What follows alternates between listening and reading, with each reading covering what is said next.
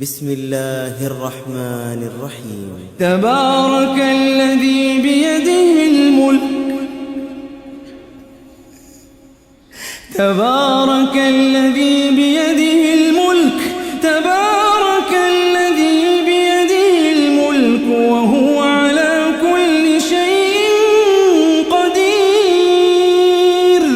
الذي خلق الموت والحياة ليبلوكم أيكم أحسن عملا وهو العزيز الغفور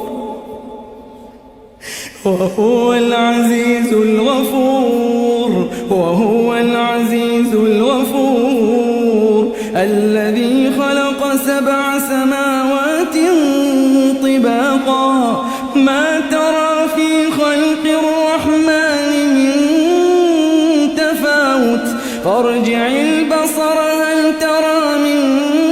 فطور ثم ارجع البصر كرتين ينقلب إليك البصر خاسئا وهو حسير ولقد زينا السماء الدنيا بمصابيح وجعلناها رجوما للشياطين وأعتدنا لهم عذاب السعير وللذين كفروا بربهم عذاب جهنم وبئس المصير إذا ألقوا فيها سمعوا لها شهيقا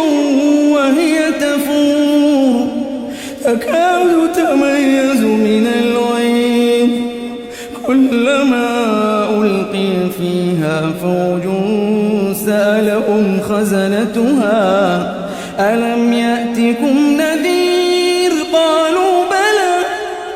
قالوا بلى قد جاءنا نذير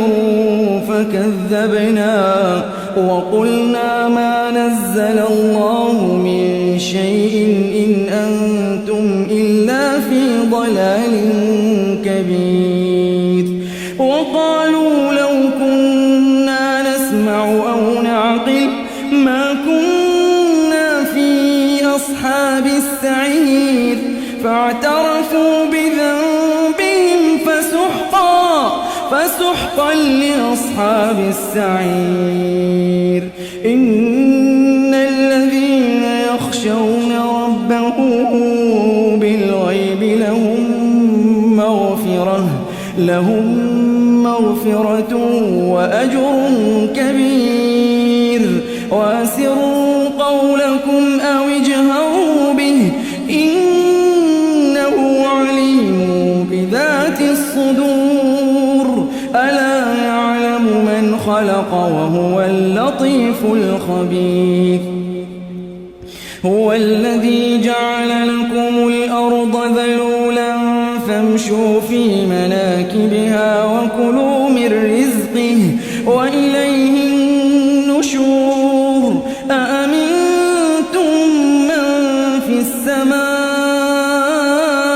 أن يخسف بكم الأرض فإذا هي تمور أم أمنتم من في السماء أن يرسل عليكم حاصبا فستعلمون كيف نذير ولقد كذب الذين من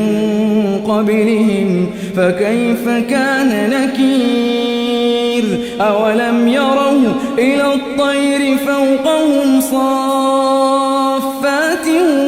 ويقبضن ما يمسكهن إلا الرحمن إنه بكل شيء بصير أمن هذا الذي هو جند لكم ينصركم من دون الرحمن إن الكافرون إلا في غرور أمن هذا الذي يرزقكم إن أمسك رزقه بل لجوا في عتو ونفور أفمن يمشي مكبا على وجهه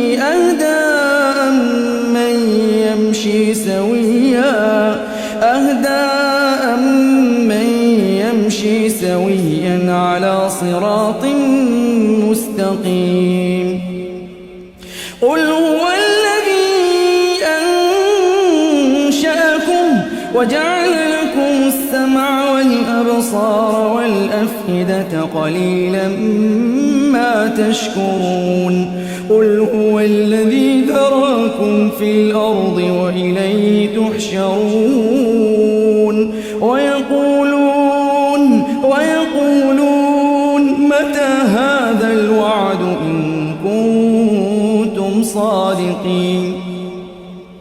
قل إنما العلم عند الله وإنما أنا نذير مبين فلما رأوه زلفة سيئت وجوه الذين كفروا وقيل هذا الذي كنتم به تدعون قل أرأيتم إن أهلكني الله ومن معي أو رحمنا فمن يجير الكافرين من عذاب أليم قل هو الرحمن آمنا به وعليه توكلنا فستعلمون من هو في ضلال مبين قل أرأيتم إن أصبح ماؤكم غورا فمن